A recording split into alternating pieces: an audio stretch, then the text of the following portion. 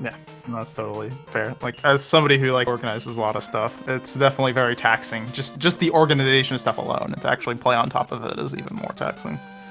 But enough of that. The race has started, so let's get right into it. Yeah, and already we have 2 different routes. It's pretty cool that we've been seeing such a diverse set of routes, and I think that thanks to Baco originally taking the world record with Bright, I think that gave a lot of our Bright players a lot of encouragement. So it's cool to see them side by side. Pharaoh first is faster by about 6 seconds. Moniker taking little quick death, but not very punishing at all just yet. Yeah. So the routes are only about 6-second difference. You get the balloon and the Pharaoh in the first stage, which you'll use in the Bright stage for some time saves, namely against the boss fight and to mitigate some RNG from these crickets. But then the advantage you get from doing Bright first is you get the Flash Stopper for Pharaoh stage, which is very nice for reasons that you'll see. Yeah, I think what it really comes down to is the Pharaoh first route for sure saves time, but it can be a little bit rough to kind of get past those first few stages, whereas the Bright first route is just, it's the epitome of consistency. There's really not a whole lot that can go wrong doing this route for most runners, especially top level runners. So that's why you definitely tend to see a lot more players favoring the route than you normally would see maybe with other games that have route differences. With the time save, what it is too, with the 6 seconds, I think what it comes down to for a lot of these players is what is most fun, like just what feels right to me when I play. The first 2 screens of Pharaoh are very demanding if you don't get to that balloon with a good time, because you don't have a good Pharaoh screen 1 and 2 versus what you would have with the balloon, then really you're not even getting the time save. So I mean, just that early in, you have to play at a very high level to get the time save you're looking for. And it is difficult to do consistently, even if you're good with the RNG with the bugs. So it is definitely, there are way more resets. But they're both good routes, and they're both very fun. Yeah, of course. But yeah, the first screen the Moniker had the death in. It's a fairly common choke point there for players. It's just being a little bit off on that jump at the beginning. You know, maybe you slid a little bit early, or you jumped out of your slide a little bit early. It does happen very often, but like as Toad said, like that death is not too costly. We're talking 10-15 seconds, maybe a little bit more. So if you're gonna die somewhere, it's not the worst place to do it. That pit is huge. I think even casually or as a speedrunner, it's always a little intimidating because it's a big old pit. It's one of those pits that when you make it over, you feel relieved because it could swallow you up at any time if you're not careful. And we got Baddap going into Bright. This is where we'll probably see some differences. I'm curious to see if Baddap's going to go for the balloons. The balloons are a very risky strat, but they look very cool visually, and you do get a nice little time save off of it if you feel comfortable doing it. Even without using the balloon, though, you can take Pharaoh into the Bright Man fight. The fully charged Pharaoh shot above your head does 3 damage, just like a Buster shot. And with the glitch, you can hit him with that overhead shot and then still have a full charge shot to hit him with, which is basically like doubling up on Buster charges if you're fast with it. Yeah, it's interesting to see Baddap opt for the Pharaoh first route because, like, when I think about Baddap, one of his major contributions when I think about classic Mega Man games is there's a setup that people do. There's an arrows that the people do in Mega Man 5 that allows you to skip the refights, and he pioneered a trick that actually was a little bit slower than the fastest accepted method, but it was a much more consistent method. So you see like a lot of newer runners do that trick instead of doing the more difficult strat. So, and as far as I know, he like continues to use that setup in like his Mega Man 5 attempts. So it's actually interesting to see him opt to do the Pharaoh first route here, but it seems like he wasn't going for the balloon strats, so it totally makes sense. Yeah, but Baddap's a runner I had to learn about a little bit before, because I think when Baddap was doing a lot of stuff, he was a little bit before my time. I started maybe 2.5 years ago, so I had to, some of the runners I had to kind of look into. I knew Baddap was good. I had heard of them, but it's cool to know that about Mega Man 5. I didn't know that. I definitely have seen them recently trying to work on a lot of zips and crazy business in Mega Man 4, so that's really cool that they're taking that kind of insight and curiosity to this. Mm-hmm. Yeah, Baddap is definitely known as somebody who likes to tinker with like existing strategies and kind of like work with it. Fortunately, in the Bright Man fight, ran into the old hit the Pharaoh shot without it being charged and kind of threw it off for a loop, and as a result, he ended up getting flashed and dies. Boss damage is very rough in this game, isn't it? Yeah, definitely. At 8 damage a boss, and they all want to try to jump into you, except for Pharaoh. Pharaoh does 6. I think they decided to be a little nice about it because he jumps around as much as he does. Unfortunately, we get in that freeze. So Bright freezes you at 16, 8, and 4 health. Here's a tip for any casual players that do Toad first and you do Bright second. Just shoot him with 1 lemon before you switch to Toad, and that will set his health up so he won't freeze you. Being frozen is just super punishing. He can either jump into you, which does that 8 damage, or he'll shoot you, which is what you can hope for to do less damage. But it's always really unfortunate, and it's deceptive with that Pharaoh shot because it's really easy to think it's grown fully full when you bonk him with it, and you don't even know that you didn't do the damage that you wanted. And yeah, with that death, you know, we really have like 6 seconds separating the two right now, so pretty close so far in the early. Yeah, definitely. It's cool to see when runners will match up, or you know, Baron. Shoutouts to Baron. He actually made a video fairly recently that shows Ohan, Bako, and Fatsa's PBs side by side. It's very interesting to watch. So it's cool to see where some runners will consistently excel, and then you can see some runners in their runs where they're gonna have to really pay attention for certain strategies that are a little tougher for them.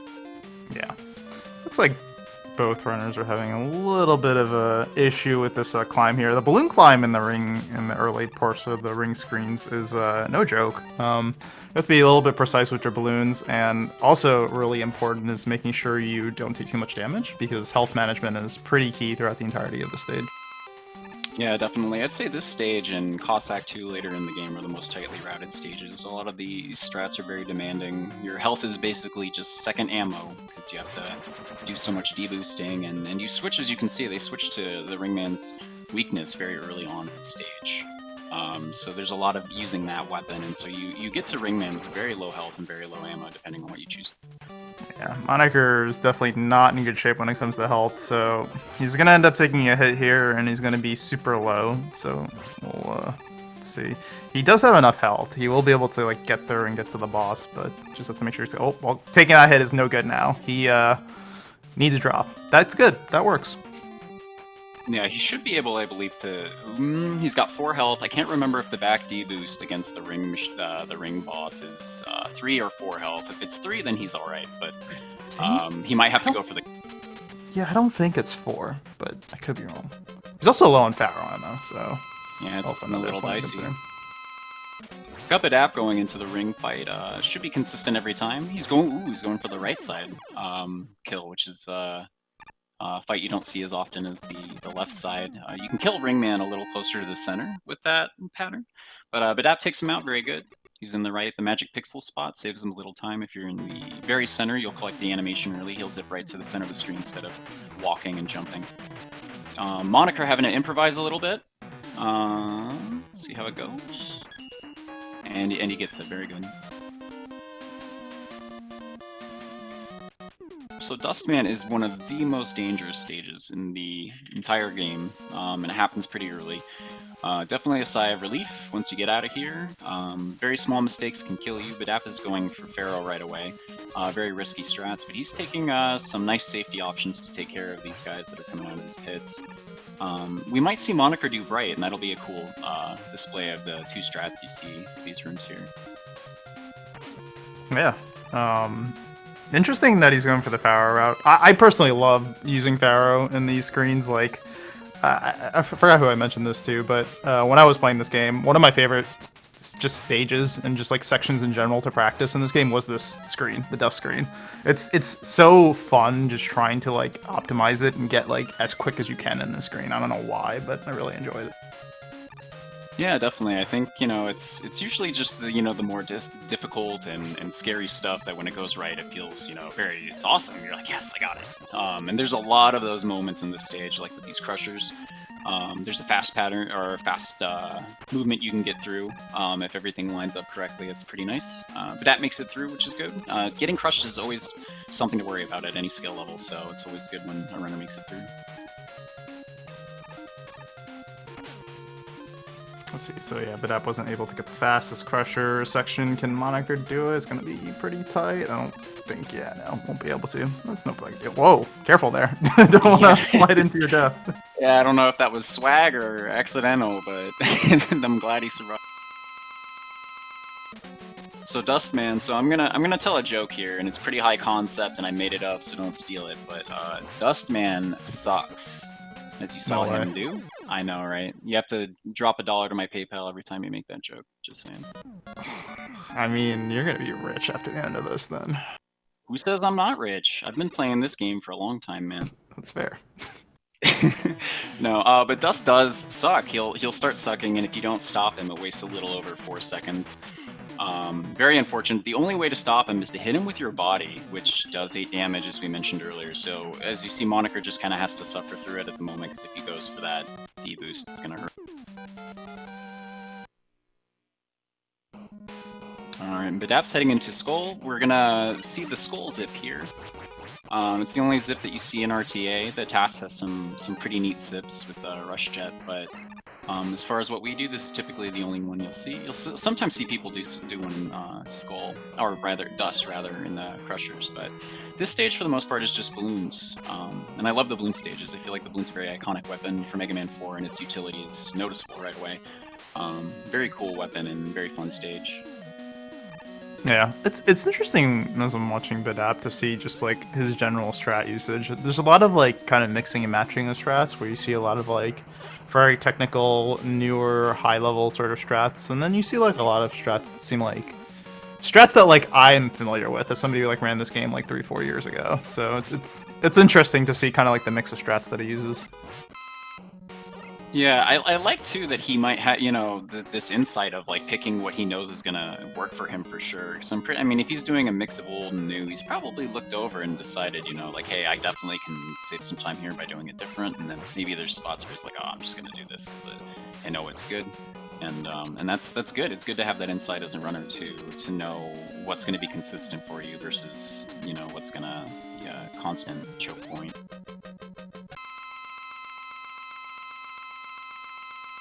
Skull fight here. Something funny if you want to try it for yourself. If you walk in and don't press any inputs, he'll just stare at you. This is another fight that should be the same thing every time, except for his skull shield, which is random. He can pick it up for about 4 seconds. There's a lot of 4-second losses here. We'll see that with Drill too. And as Moniker's finishing up, something we haven't talked about yet is Flash Stopper, which we're going to see from here on out until the end of Toad, and it's a very, very powerful weapon. Darkman, if you want to talk about that, that'd be cool. Sure. So, Flash Stopper is an interesting thing in that obviously when you use it, you flash the screen. That temporarily pauses all the enemies on screen. And the interesting quirk about it is you can extend the duration of it essentially by sliding, because if you are in the middle of a slide, it does not count. It does not count down the duration, I guess, is the best way to describe it. So basically the longer you slide and the more you chain your slides appropriately, you'll be able to like increase the amount of time that the enemies are frozen on screen. So it's going to be very important for this kind of first section of Dive. It's also going to show up a lot in Drill as well. Very interesting to see, but Baddap actually didn't even use it. Normally you'll probably see Moniker switch to it at the beginning of the screen, but he opted to wait till the end of the screen to pull it out. And we also saw some little slide cancel action there. Unfortunately, if there's a foreground tile in front of you, like a ladder or water in this stage, you can't jump out of your slide. You have to do some slide cancels to make it through in these tight spots if you really want to maximize that time. But it's usually much safer to just go for a walk. Yeah.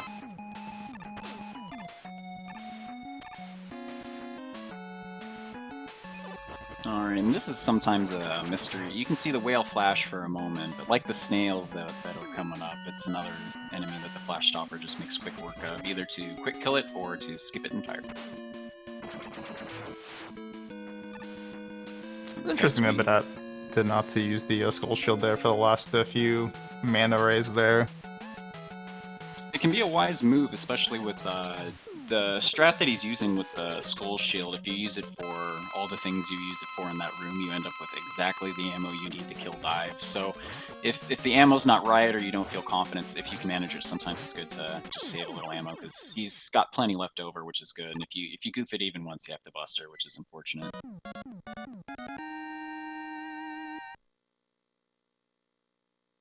Baddap going for the skip there, didn't quite get it. We'll see if Moniker goes for it. It's like Pharaoh, where if as the particles are leaving, the victory fanfare is starting. If you're at the very center of the screen, it triggers the animation collect even earlier than getting the magic pixel, which saves a considerable amount of time. At a top level play, it's almost essential to your stage to basically be able to do it every time because it's a pretty big time save. Moniker did run out of ammo there. Switching to Buster, you could of course opt to use Dust there. The Dust is basically soft weakness for dive there. Will do 3 damage a hit. Usually most experienced vendors who are aware of that will switch to Dust there. Ah, very true. Yeah, I think I said Buster earlier, and it's something I forget. It's a strat I know, but not one obviously that I've internalized enough to pull it out. But that's soft weaknesses. That's an interesting point, because I didn't even know about soft weaknesses until I started running this game, that a boss could have a weakness that is better than Buster, but not quite what their actual. So we do have a question in chat about qualification times. What are the ranking of the runners? So we do have Baddap in the 11th seed, had a 38.50 in the heats, and Moniker1717 is the 22nd seed, had a 40.13 as a qualifier. Let's see. HJ says he got the skip, the dive skip. If so, congrats, Moniker. And this last screen is it's a really fun screen to do once you get it in your hands. It's a great test of your movement. If you have really tight movement, really tight slides, and small jumps, you can extend it the entire length of the screen. It's kind of a nice little boost in your run when you get it, and it makes that screen very safe. If you've played casually, you know it's a very dangerous screen. All right, let's see if Drillman's gonna be a bully. Don't want him to dive. It's no good. All right, it's cooperating for Baddap, and Baddap executes. That's awesome. So yeah, Drillman can just randomly go on the floor because he just likes to do it, and you just lose 5 seconds because of that. So hopefully it doesn't happen to Moniker either. Yeah, getting no dives is another very nice boost, because it's pretty typical to at least get 1 or 2 after that first initial one he does. The bosses in this game the 8 robos are affected by proximity. Some of them are. Pharaoh seems to do those big charge shots if you're close to him.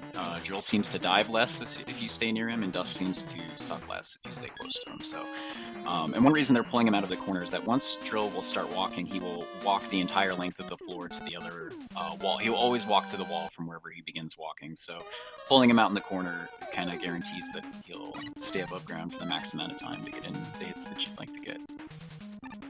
So Moniker did get 1 dive, so not the worst. It could definitely be a lot worse, but yeah, Baddap will be able to gain a little bit of time just because of good RNG. And I like Baddap's strats here. I've actually seen him do it before this stage, but I like his little, to guarantee he gets the slide length that he'd like to make it over these difficult platforms. He adds a little hop after his slide to give him a little extra length to work with, so that way as he approaches the edge that he can feel confident. I think it probably gives him more control, and he's worried about not having a long enough slide to get the jump height and the rain that he needs to make it over. So it's very, very, very clever, I think. Yeah, I've been very impressed with Baddap's movement in this stage in general. Just like the 3rd screen with all the little falling waterfalls there. It's a very risky section there if you try to slide through like the fast moving water section. So for him to be able to chain all those slides really nicely was well done. Yeah, for sure. Those waterfalls, yeah, they'll pull you right down. If your toes even in them a little bit, they'll just suck you right down. But we got probably infamously the most dangerous boss in all of Mega Man, so this could be a big problem for both our runners. We'll see what happens.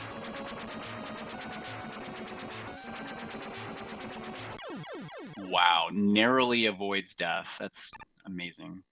You could say that Baddap looked Toad in the eye and beat him. Oh man, see you gotta get dollars for that, man. Are you making jokes for free or what? What are you doing? Yeah, I expect you to pay me. That's what I'm talking about. But no, Toad is actually infamously the most easy boss in all of Mega Man. He's programmed to jump when you shoot, so a lot of runners will go fight him first because he's super easy to beat. Which is funny because this stage is very hard. Yes. I think the flash stopper just makes it very, very easy. Even like if you were playing casually, just to use it, you know, even without sliding, there's a lot of places it could be very handy. But yeah, he's very, very easy boss. And my headcanon is that he doesn't even fight. They just needed an 8th guy, and so he's just took one for the team. That works. All right, so we begin castle stages. Moniker not far behind Baddap at all. This is still pretty close race. Anything could really happen. There's still some RNG to come up that could make it even closer.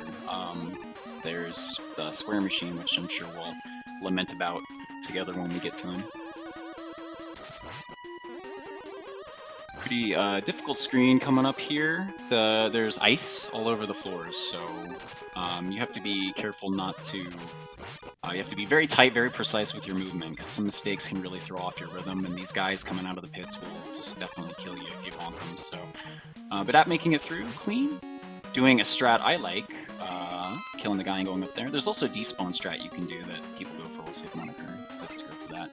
And some dangerous balloons here with these ladders, so we'll see what strat he chooses. Yeah, just in general, energy management is really key throughout the entirety of the Cossack and Wily stages. Balloon, for sure, in the first few stages you want to be really careful with. If it was to fall, like at any point in that screen, it sets him off on a really bad trajectory.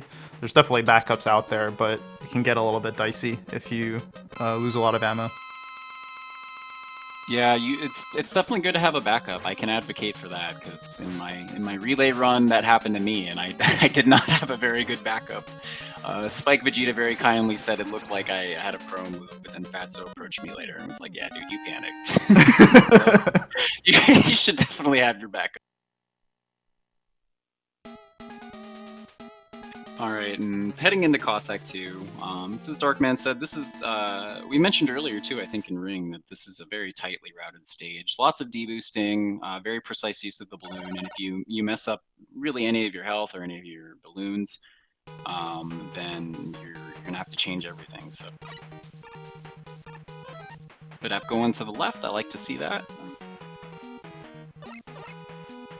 It's a very cool little 2-balloon trick there.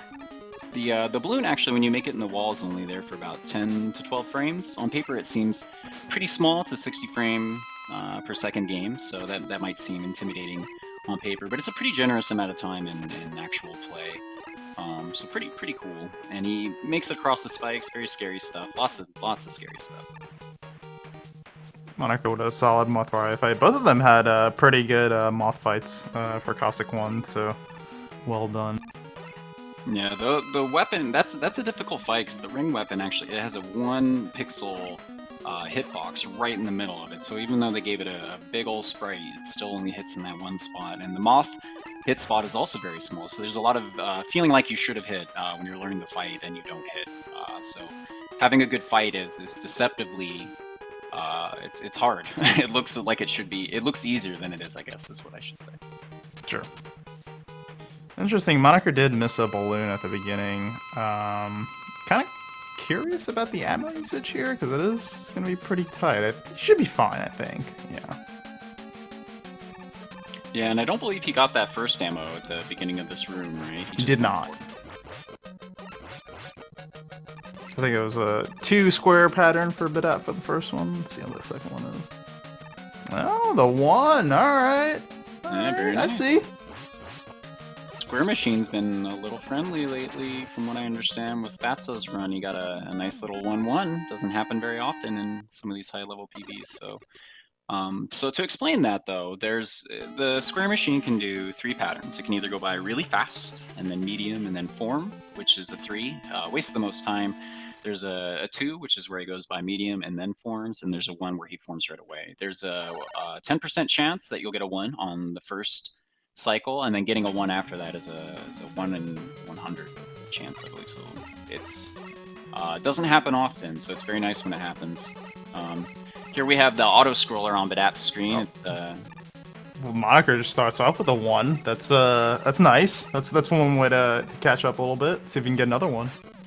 Yeah, very generous Square Machine. Let's go. Fitting. Yeah, the Square Machine likes to break your heart. He gets you all excited, and then that's what he does.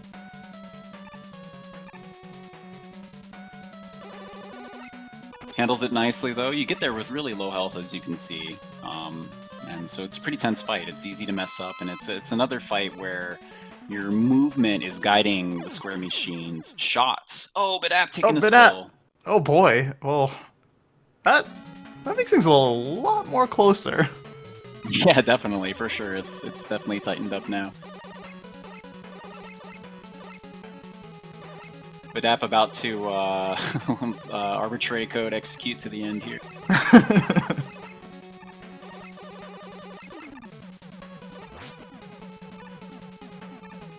He's gonna program a Kaizo Mario hack into Mega Man 4 and play that, and then beat the... Ah, perfect. So there's not much you can do to make this go faster. It's kind of one of those stages that it requires you just have to pay attention and make sure you don't die to something silly, because it's easy to do. It happens to all of us. But you can do a little bit of lag control by limiting your movement and how many bullets are on screen, especially when those little zappy guys are going around. When there's a lot of them on screen, if you can find a nice place to park until at least 2 of them are gone, you can save a little time. The platforms too coming up, they're going to be jumping on. If you get rid of the Saturn guys early and get them off screen early, you can save some lag frames there too.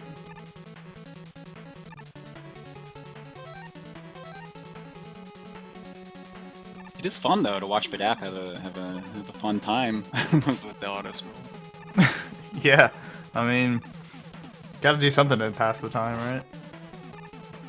Yeah, I like in my runs, I like to read fake donations that are silly when if I have chat going and we're talking, it's always a good time, because yeah, it's a pretty simple stage, not too hard. The stage after it too is also pretty straightforward, very small stage leading up to Cossack, which is, it's very cool that this was the first Mega Man where they made Wily not the boss.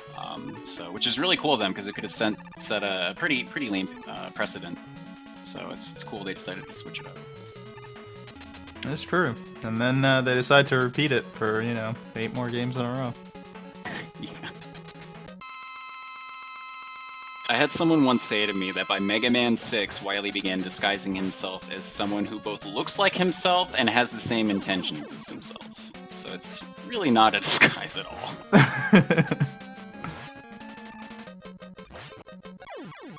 Alright, good fight for Baddap. This is a fairly scripted fight. There's just a one minor difference if the fight goes according to plan. And that on Moniker screen you see the bullet firing, could be one or the other. Unfortunately, Moniker was a little bit off on the Pharaoh shot there, didn't get the full charge shot there, so the fight took a little bit longer than they wanted it to, but not a big deal.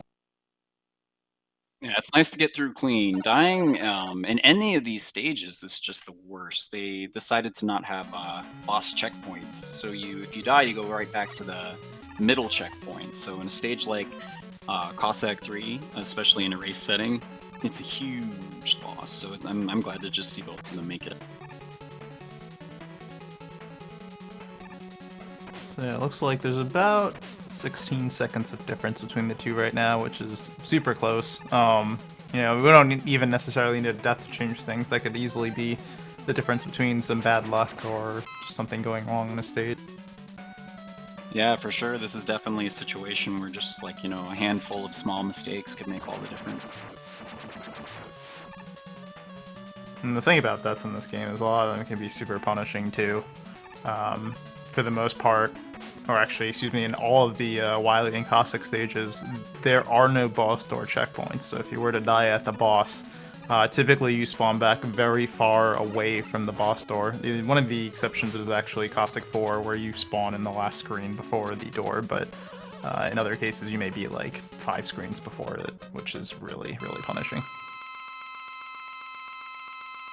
So the catcher here is also affected in weird ways by the slide. When you're sliding, I believe he can't move horizontally, so you'll see some sliding and to control his movement here, make the fight a lot safer. If he picks you up and drops you in his catcher, it's very punishing. So, Baddap making quick work of him.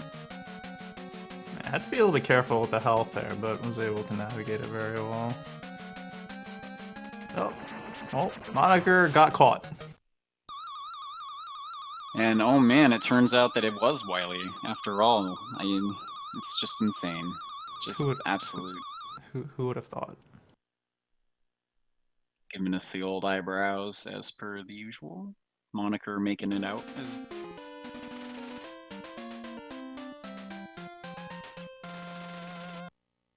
So now we enter Wily stages. This next stage is pretty cool. It's the Met stage. Thankfully, not too many ways to die until the water room. That's probably the scariest part, and the Yoku blocks can be a little troublesome too. But it's a pretty fun stage when it goes right, and it's fun to have a stage full of Met. Yeah, I think it's one of the coolest stages in classic Mega Man. There's really can't really think of many, if any, stages in a Mega Man game where it's like consistently themed to one enemy. And Baddap nailing the movement here is doing pretty good. This screen in particular has a really nice flow to it. It feels like you're just going right the whole time, even though you're doing a lot of complicated stuff while you're doing it, so it's pretty fun. As you can see, this water room here is a little dangerous. Spikes everywhere. Baddap's doing just fine. And then he's coming up on, actually, a lot of people call them Yoku blocks, but it's a little known fact they're actually called Kozu blocks. Did you know this? I did not. They're called Kozu blocks because you always falling off of them. Oh, who would have thought? Yeah, someone dropped that on me in chat, and I died. I don't know why. It was the funniest thing in the world to me. I love it. I mean, I've seen your humor already. I can see why you loved it. Doesn't take much. Ooh, Baddap with that zip though. Wow. Very cool. I like it. I like it. Yeah, very nice. That's what you'll see the dust crusher zip sometimes, but you don't see that one very often. So that's a nice little treat.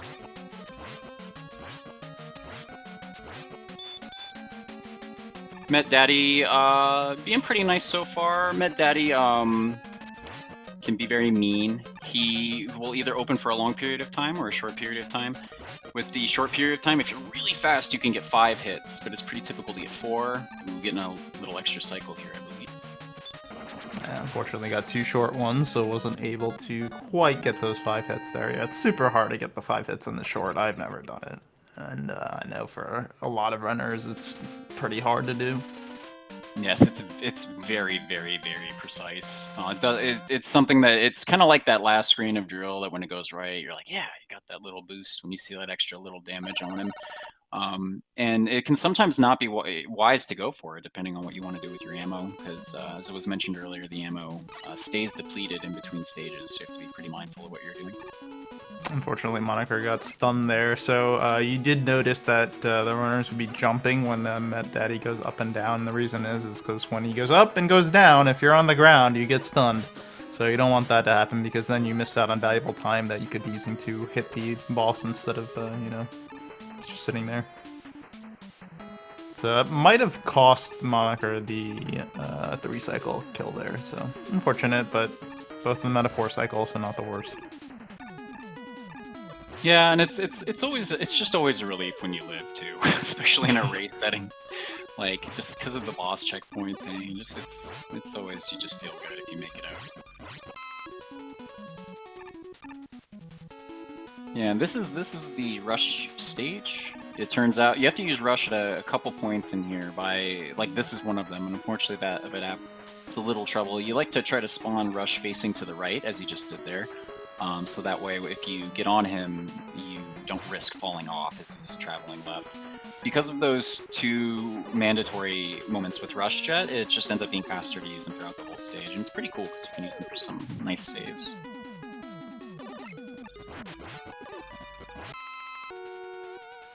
Baddap taking a cool little back D boost on Rush. Interesting that he opted to drill the dude at the end rather than switch to rain flush and take a hit or something like that.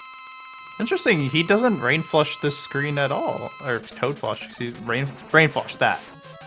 That was interesting. Yeah, I wonder if there is some small trade-off at least to being able to kill the gumball faster with the drills. But yeah, it's a pretty easy and free save with the toad switch, as you're going to see Moniker doing here. It skips the life fill, which in Mega Man 4 is very, very low. Yeah, I mean, I would imagine the refill has to take at least, more than enough time to justify the switch.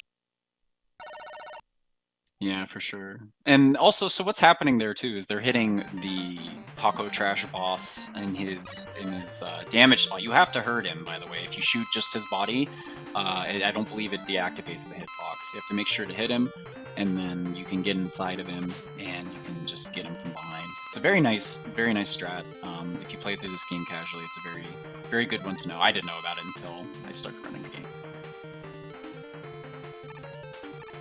So yeah, I believe Baddap opted to get the extra refill there for the Pharaoh. So Pharaoh ammo is really key. It is the weakness for the capsule, and the thing about the final boss is if you don't have Pharaoh, you're in a world of hurt because the only other weapon you have that could damage it is ring, and generally you don't have a lot of ring left, and it only does 1 damage. So it is very important not to run out of Pharaoh at the end, because you're most likely game overing if that's the case.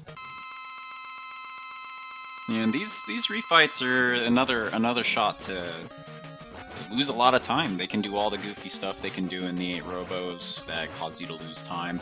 And as things go wrong, it adds up quick. If you lose a lot of health, you have to stop and take health. With the combined room lag, with the actual health picking up, can slow you down. Baddap killing him right on the portal, which is what you want, so you can get out of there right away.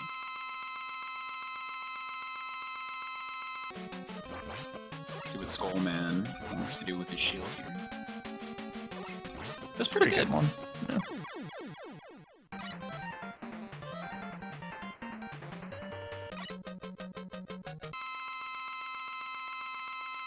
And there's some menu saving too, which is pretty cool. You use Dust on Pharaoh, which I believe is also soft weakness for Pharaoh, and you can take that right away into Dust, or Skull rather, and take out Skull.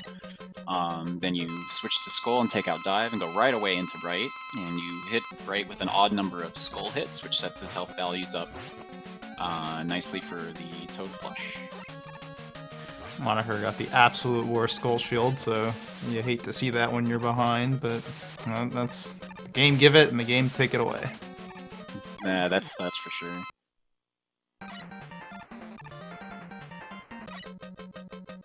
Alright, Drill, let's see what you got. He's gonna fire a Toad Flush, or Rain Flush rather, right at the beginning. Deals that 1 damage that's left over if you were to just fight him with his weakness, the Dive Missile, so it saves you a hit.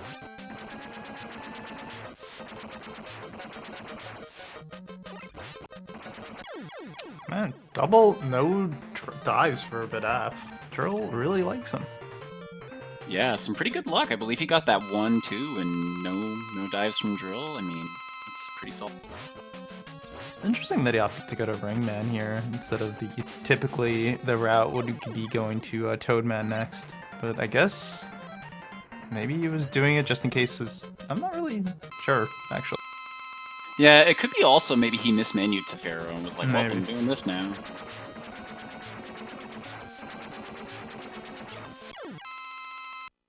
Alright, health looks pretty decent going to Dustman. Dustman's a great equalizer in those refights, because you don't want to... Of course, you're going to have to D-boost once or twice in order to, not get sucked. But you really don't want to do it too much, because then you're going to be super low on health going to the Wily Machine fight. So, well... That can always happen too, where he just doesn't, just cooperates and doesn't do anything at all. Yeah, very kind refights. I wouldn't be surprised if this was maybe a gold split for Baddap on their splits. Ooh, Moniker very low on health, unfortunately, taking the death to Ringman. Does have more than enough arrow, so that won't affect things in that regards, but likely, barring a Wily Capsule disaster, likely might be the difference in the... Yeah, Baddap doing well to take out... Oh, the machine. Okay. It can be a dangerous fight depending on how it goes, so it's good that he got out of there. Definitely not a run. It's not over till it's over. The capsule can do a lot of stuff, but thankfully they got the Pharaoh ammo, because that allows for double hits and should ensure that they don't run out of the ammo. Typically, though, you get there with very low ammo, and it's very scary. And with the RNG and the fate tempting you to go for these double hits, it can be really easy to lose your ammo real fast and lose a run that you were getting attached to, so...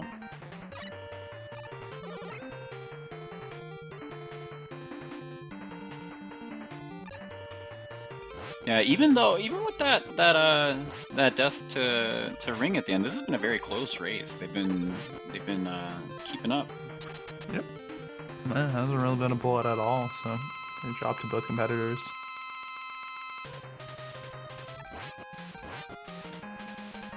So he goes for that double hit there. Didn't quite get it. Oop, got the second one. Very nice. I didn't quite get the other one there, but that's alright. One more hit and we're done. Just like that. GG to Baddap. Boom. GG. At a SRL time of 40 minutes and 12 seconds, taking the victory. Very nice.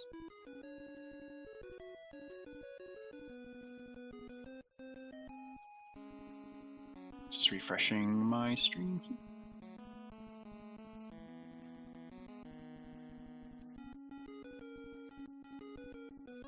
Alright, Moniker is going to be closing things out over here. I'm just going to have the stream a little bit muted here for the duration of the race, but, you know, should be over fairly soon. Yep, here we go. Hopefully we get some good action, get some double hits. He's a little low on the Pharaoh ammo from when he picked up that ammo because of the Ringman, but he's pretty good shape as long as he just gets the hits he wants to get. A little low on health. Low on health, yeah. Not the best. Is he a one-shot at this point? Ooh, not good. That's good, though. Whoa, okay. Woo. Relief there. Moniker with a close fight, but he makes it out. Very nice. GG. So, GG to both. So, Baddap will be moving on in the bracket round. We'll be moving on to the second round. Unfortunately, that will be it for Moniker, but yeah, you got to the bracket round. You got past the heats, so congratulations. Yeah, for sure. It was actually really close match. It was well played by them both. We've seen, you know, all kinds of matches, so I mean, I definitely feel like it could have been either of them. So I mean, it was a good match. I'm very... Absolutely. So Baddap will be moving on to face Cassio third. Cassio moved on from the first round because, well, Toad graciously let him move on because, you know, Toad's a nice guy. So I don't know about let. Cassio's pretty good. I mean, it's true. So it's true. It is true. But you know, you didn't even put up a fight, so that's why I want to say you gifted him. You know. I am fighting in my heart always. With That's true. That's true. Very true. But yeah, GG's. That is going to do it for this race. Once again, congrats to Baddap. Yeah, congrats indeed. And our next race is tomorrow at 5 p.m. PDT, 8 p.m. Eastern EDT. It's going to be Mr. Cab and Brian. Both very good players. It should be another close one. Mr. Cab is very experienced with the game. Has a lot of knowledge and you know, just been playing it for a very long time, so I expect a good game out of him. Brian is he's been playing for a long time too. Normally did Rockman 2, but has definitely grown in this game. I believe he has like a 38 something. So I mean, both of them, it could be either way, just like with this round. So I'm looking forward to that. Thank you to Darkman for being here. I really appreciate it. Of course. Thank you for commentating with me, Toad. It's always a pleasure. Awesome. And with that, that's pretty much it. I hope everyone had a good time, and we'll see you tomorrow for the match between Mr. Cab and Brian. Take care.